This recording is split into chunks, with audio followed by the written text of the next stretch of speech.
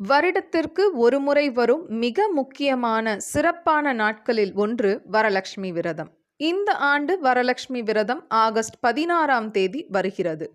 ஆடி மாதத்தின் நிறைவு நாள் மற்றும் ஆடி மாதத்தின் கடைசி வெள்ளிக்கிழமையுடன் இணைந்து வருவதால் இந்த ஆண்டு கூடுதல் சிறப்பு பெற்றுள்ளது. இந்த நாளில் மகாலட்சுமியை எளிய முறையில் வழிபட்டாலும் அடுத்த ஓராண்டிற்கு நம்முடைய வாழ்க்கை வளமாக இருக்கும் என்பது நம்பிக்கை. வரலட்சுமி விரதத்தை பெண்கள் மட்டும் இன்றி ஆண்களும் கடைபிடிக்கலாம். மகாலட்சுமியின் அருளையும் செல்வத்தையும் பெறக்கூடிய நாள் என்பதால் இந்த நாளில் யார் வேண்டுமானாலும் விரதம் இருக்கலாம். மகாலட்சுமியின் மனம் மகிழும்படி விரதம் இருப்பவர்களுக்கு அனைத்து விதமான நலன்களும் வரலட்சுமி விரதத்தன்று கிடைக்கும். வரலட்சுமி விரதத்தின் தனி சிறப்புகள். ஆடி மாதத்தில் வரக்கூடிய வளர்ப்பிறையில் வரும் கடைசி வெள்ளிக்கிழமைதான் நாம் வரலட்சுமி விரதம் அல்லது வரலட்சுமி நோன்பு என்கிறோம். வரங்களை அள்ளித்தரும் லக்ஷ்மிதான் வரலட்சுமி. வாழ்வில் தீராத கஷ்டத்தில் இருப்பவர்களுக்கு நல்ல வழிகாட்டி. பலவிதமான வரங்களை தந்து அவர்களை வளமாக வாழ வைக்க கூடியவள்தான் வரலட்சுமி. வரலட்சுமி விரதம் உருவானதற்கு பல புராண கதைகள் சொல்லப்படுகின்றன. இருந்தாலும் வரலட்சுமி விரதத்தை கடைபிடித்துதான் பார்வதி தேவி முருகப்பெருமானை பெற்றெடுத்ததாகவும், விக்ரமாதித்யன் இழந்த ராஜ்யத்தை பெற்றதாகவும், செல்வம் ஆகியவற்றை பெற்றதாகவும் சொல்லப்படுகிறது. வரலட்சுமி விரதம் இருக்கும் முறை. வரலட்சுமி விரதம் என்றாலே அது பெண்களுக்குரிய விரதம் என்றுதான் பலரும் நினைத்து கொண்டிருக்கிறார்கள். வழக்கமாக சுமங்கலி பெண்கள்தான் தங்களின் கணவரின் ஆயுள் நீடிக்க வேண்டும் என்பதற்காக குடும்ப நலனுக்காகவும் வேண்டிக் கொண்டு விரதம் இருந்து வழிபடுவார்கள். மகாலட்சுமியை வீட்டிற்கு அழைத்து நம்மால் எந்த அளவிற்கு முடியுமோ அந்த அளவிற்கு பூஜைகள் செய்து வழிபட்டு பலவிதமான வரங்களை பெறுவதற்குரிய நாளாகும். திருமணம் ஆகாத பெண்களும் இந்த நாளில் வரலட்சுமி விரதம் இருந்து கையில் நோன்பு கயிறு கட்டிக்கொண்டு வழிபாடு செய்வார்கள். இதனால் விரைவில் அவர்களுக்கு நல்ல வரன் அமையும் என்பது நம்பிக்கை. வரலட்சுமி விரதத்தை யார் வேண்டுமானாலும் இருக்கலாம். என்றாலும் கண்டிப்பாக யாரெல்லாம் கடைபிடிக்க வேண்டும் என்பதை தெரிந்து கொள்ளுங்கள்.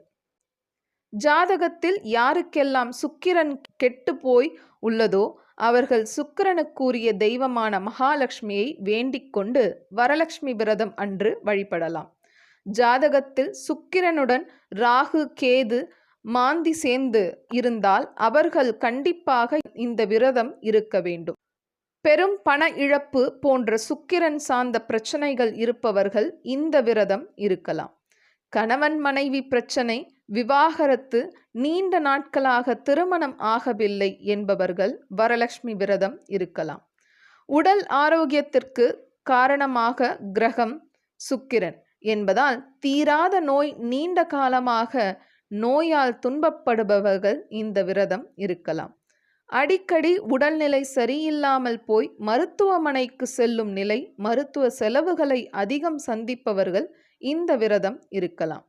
கார், சொந்த வீடு வாங்க வேண்டும், நிறைய தங்க நகைகள், செல்வம் சேர வேண்டும் என்பவர்கள் இந்த நாளில் விரதம் இருக்கலாம்.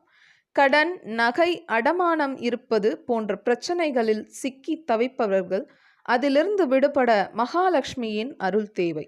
அப்படி லட்சுமியின் அருள் யாருக்கெல்லாம் தேவையோ அவர்கள் இந்த விரதத்தை இருக்கலாம். ராகு கேது தசாபுக்தி நடப்பவர்களும் சுக்கிரனின் அருளை பெற இந்த நாளில் விரதம் இருக்க வேண்டும். தீராத பிரச்சனையில் சிக்கி இருப்பவர்கள், கர்ம வினைகளில் சிக்கி தவிப்பவர்கள் ஆகியோர் இந்த நாளில் விரதம் இருக்கலாம். வரலட்சுமி விரதம் அன்று வாங்க வேண்டிய பொருட்கள். வரலட்சுமி விரதம் அன்று மகாலட்சுமி வாசம் செய்வதாக சொல்லப்படும் பொருட்களில் ஏதாவது 2 பொருட்களை வாங்கி வீட்டின் பூஜை அறையில் வைத்து வழிபடலாம். சமையலுக்கு தேவையான பொருட்களான அரிசி, துவரம்பருப்பு போன்ற பொருட்கள் வாங்குவதாக இருந்தால் வரலட்சுமி நோன்பு அன்று பூஜை அறையில் வைத்து வழிபட்ட பிறகு மறுநாள் சமையலுக்கு பயன்படுத்தி கொள்ளலாம். எதுவும் வாங்க முடியவில்லை என்கிறவர்கள் எளிமையாக மஞ்சள், உப்பு ஆகிய 2ஐயும் வாங்கி பூஜை அறையில் வைத்து வழிபடலாம். எங்களுடைய பதிவு உங்களுக்கு பிடித்திருந்தால் லைக் பண்ணுங்க, ஷேர் பண்ணுங்க. மீண்டும் தொடர்ந்து இது போல பல பதிவுகளை பார்ப்பதற்கு எங்கள் சேனலை சப்ஸ்கிரைப் செய்து பெல் ஐக்கானை கிளிக் செய்து கொள்ளவும். நன்றி, வணக்கம்.